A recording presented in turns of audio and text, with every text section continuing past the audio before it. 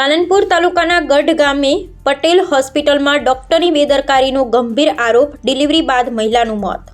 પાલનપુર તાલુકાના ગઢ ગામે આવેલી પટેલ હોસ્પિટલમાં ડોક્ટરની ગંભીર બેદરકારીને કારણે ડિલિવરી બાદ એક મહિલાનું મોત થતાં સમગ્ર વિસ્તારમાં ભારે ચકચાર મચી છે।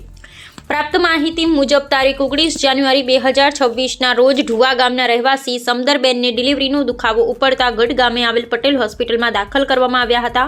અને ડોક્ટર સ્નેહલ બી ગાંધી તથા ડોક્ટર એલસી પટેલની દેખરેખ હેઠળ સમદરબેનને દાખલ કરવામાં આવ્યા હતા, જ્યાં સફળ ડિલિવરી બાદ પુત્રનો જન્મ થયો હતો। પરંતુ દીકરાના જન્મ બાદ સમદરબેનની તબિયત અચાનક બગડતા હોસ્પિટલના સ્ટાફ દ્વારા ઓક્સિજન ચડાવવામાં આવ્યું હતું। દુખાવો વધતા પરિવારજનોએ ચિંતા વ્યક્ત કરી હતી ને જરૂર પડે તો પાલનપુર રિફર કરવા જણાવ્યું હતું, પરંતુ ડોક્ટરે કોઈ ચિંતા કરવાની જરૂર નથી તેમ કહી પરિવારજનોને આશ્વાસન આપ્યું હતું।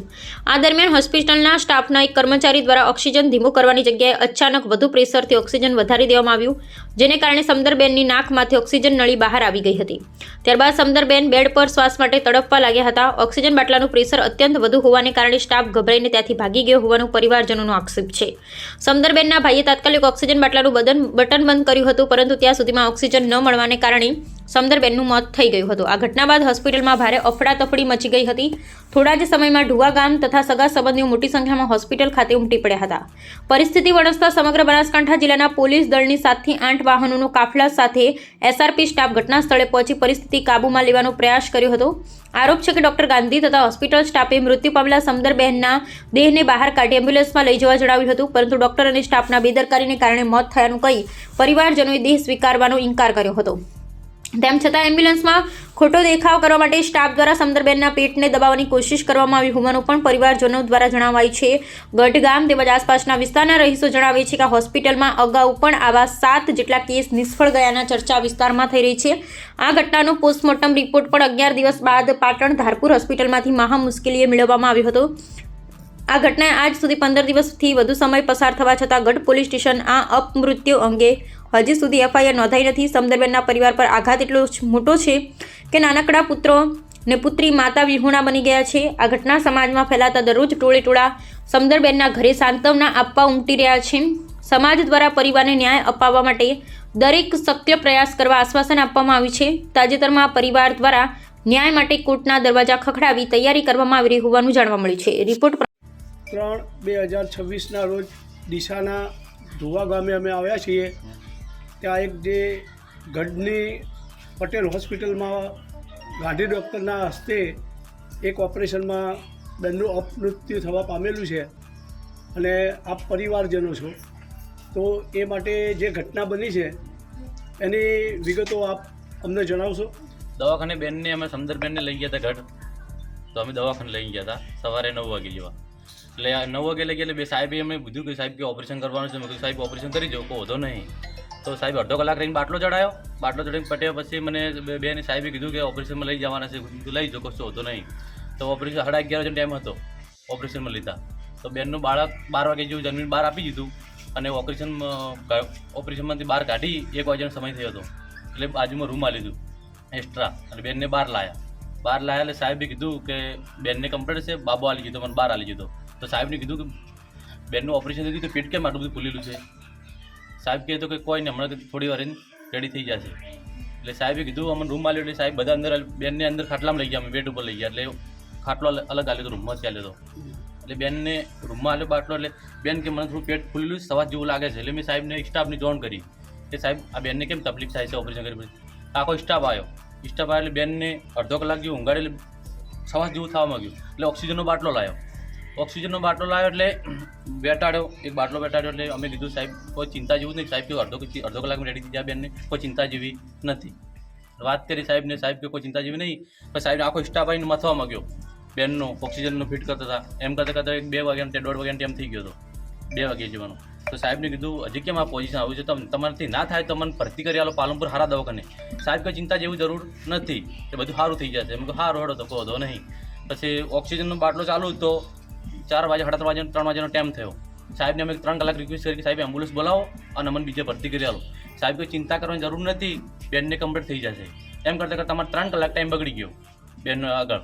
તો ઓક્સિજનનો બાટલો આખો સ્ટાફ હતો બેનને, ઓક્સિજનનો બાટલો જે બેડ પર બેન ઊંઘી હતી ને એમ શ્વાસ લેતી હતી, એ શ્વાસને ઓક્સિજનના બાટલાના કારણે બેન જીવતી જ હતી। કોણ એટલે બાટલો ઓક્સિજનનો ફિટ કરેલો હતો અને એક બાટલો 30 kgનો બાટલો લોબો હતો.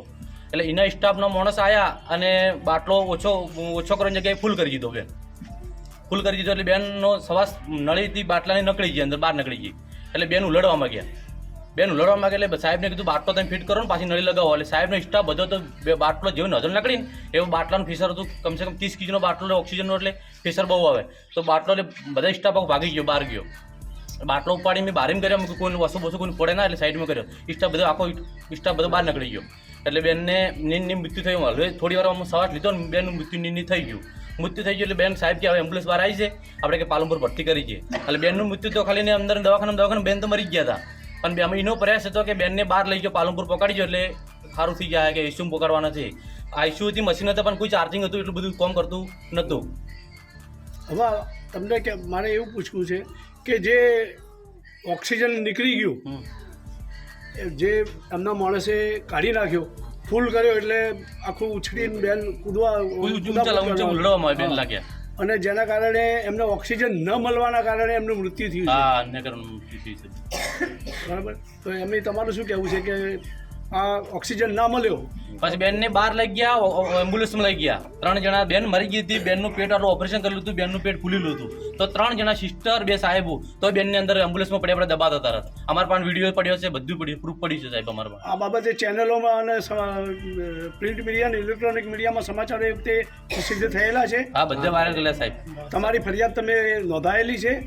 FR ગઢ પોલીસ સ્ટેશનમાં આવેલી છે, જે PM રિપોર્ટ માટે આલી હતું, અરજી આલેલી છે. અરજી આપી છે, હજી FIR થઈ નથી? FIR થઈ નથી અને દવાખાનું ચાલુ છે. દવાખાનું કોઈ હજી નિકાલ આવ્યો નથી. તમને ત્યાંથી civil hospital Dharpur PM report મળી ગયેલો છે? રિપોર્ટ મળ્યો સાહેબ 13 થી 12 દિવસ પછી મળ્યો રિપોર્ટ અમને. લેટ મળ્યો છે સાહેબ. હવે તમે આ માટે ન્યાય મેળવવા કોર્ટમાં જવા માંગો છો? જે સાહેબ કહે નહીં જવા માટે તો બેન માટે ન્યાય તો જોઈશે જ સાહેબ. તો આવું કંઈક સાંભળવા મળ્યું છે આજુબાજુના ગઢ વિસ્તારમાં કે આવા 7 કેસ ફેલ ગયેલા છે આ દવાખાનામાં. તે માટે તમારું શું કહેવું છે? તમારા ધ્યાનમાં છે આવું કંઈ? છે. સમાજને જાગવાની જરૂર છે, દરેક પબ્લિકને જાગવાની જરૂર છે સાહેબ આ બાબતે. તો હાલ તમારી FIR નથી થઈ તો એના માટે તમે જાણ કરી SP સાહેબને? પાલનપુર? ના સાહેબ, કોઈ જાણકારી નહીં સાહેબ. તો હવે કોર્ટમાં જશો ખરા આપ? હા, કોર્ટમાં જશો. સમૃદ્ધબેન જે મરણ જનાર છે એના તમે શું થાવ છો? એના ભાઈ છું અને એના ઘરવાળા છે. શું નામ છે આપનું? અને મારી બેન છે હા, સમૃદ્ધબેન માટે સમદરબેન પ્રકાશજી.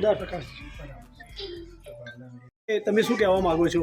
આજે હું ગુજરાત ક્ષત્રિય ઠાકોર સેનાથી સરસ્વતી તાલુકામાંથી એક સોશિયલ મીડિયા સેલ તરીકે સમાજની અંદર અવાજ પૂરો પાડું છું. અત્યારે અમને ધુવા ગામને જે અગાઉ 15 દિવસ પહેલાં જે ઘટના બની છે, બરાબર, અને ત્યાં સમયે અમે ત્યાં હાજર જ હતા અને જે આ બેન મૃત્યુ પામ્યા એ બેનને આ એક ડૉક્ટરોના બેદરકારીથી કામ થયું છે, બરાબર. જે ડૉક્ટરો ત્યાં એને કોઈ શીખવાડવાળા ડૉક્ટર હોય, કદાચ જે પણ પ્રમાણમાં ડૉક્ટરની કોઈ પણ એક નાની મોટી ભૂલથી આ બેન મૃત્યુ પામ્યા છે. એટલે આ લોકો આજે 15 દિવસથી એને કોઈ હજી સુધી ન્યાય મળ્યો નથી. અને લોકોએ વાત એવી સાંભળવા મળે કે કોઈ પૈસા ખાઈ ગયું છે, આ વસ્તુ છે, આવી ઘણી બધી વાતો મળે છે, બરાબર. પણ આ પરિવારને કોઈ રૂપિયો ખાધો નથી. આ પરિવારની અમે તમામને લોકોની મેં નોંધ લીધી તો લોકોએ કીધું કે અમે કોઈનો રૂપિયો લીધો નથી. અમારે એક જ અમારા બેનનો ન્યાય જોઈએ છે. એટલે એક સમાજ પાસે અપેક્ષા રાખી છે, આ સરકાર પાસે અપેક્ષા રાખે છે કે અમને ન્યાય મળો. અમારી પણ અપેક્ષા છે કે આ બેનને, આ પરિવારને ન્યાય મળો. આ પરિવાર કોર્ટમાં જવા માંગે છે, તમારો સમાજ એમની સાથે ઊભો રહેશે? હા, સમાજ સાથે છે અને હું સમાજના આગેવાનોની વિનંતી કરું છું કે આ પરિવારની સાથે રહે અને ન્યાય અપાવે. શું નામ છે આપનું? મારું મુકેશ ઠાકોર, અજુજા, સરસ્વતી તાલુકો, પાટણ જિલ્લો. મુદ્દો શું છે તમારી પાસે? સરસ્વતી સોશિયલ મીડિયા ઠાકોર સાહેબ. 9 વાગે લઈ ગયા એટલે 11 વાગે એને ડિલિવરી કરવા લીધી. અમે કીધું કોઈ સાહેબ છે મારી અને અઢી કલાક સાથે અમે બાજુ નહીં આવી છે, નોંધું આવી છે કે મને ખબર નહીં. તો કંઈ તો વોમિટ થાય છે કે તો વોમિટ થાય છે તો અમને મોય આપવા જો કે ના, અમને કે તમને નહીં આપવા જેવાના. હું અમને આપવા જો કે ના, એમ કે બારી લાવી બીબલીની અમારી બીબલીને બારી લાવે છે કે એને ઊંઘવાઈ ગયો. તો હું પૂછ્યા મૂકવા જો અને સ્વતઃ હવે ઉતર્યો છે, મને બાબલો બતાડો એમ કે ના, કે આરામ કરવા ગયો. હું આરામ નહીં કરવા જોઈએ, મને દેખવું છે એમ કરતાં કરતાં કે કાકી મને સવાસ કરે, કાકી મને સવાસ કરે એમ કરતાં કરતાં સાહેબ નહીં હાઈ જાય. કોઈ સાહેબ બારી આવો તમે આ બીબલી શું છે તો કે એમ કે પેશાબ આવતું નથી, પેશાબ આવશે એટલે ઠીક થઈ જશે કે એમ કરતાં કરતાં 3 કલાક કટાઈને ખાયા. આપણી આ ગઢની પટેલ હોસ્પિટલમાં દાખલ કરેલા હતા દાખલ કરેલા હતા. અને એ વખતે તમે હાજર હતા. હવે આદર હતા શું થાય બેન તમારે? મારા ભત્રીજી છે. બરાબર.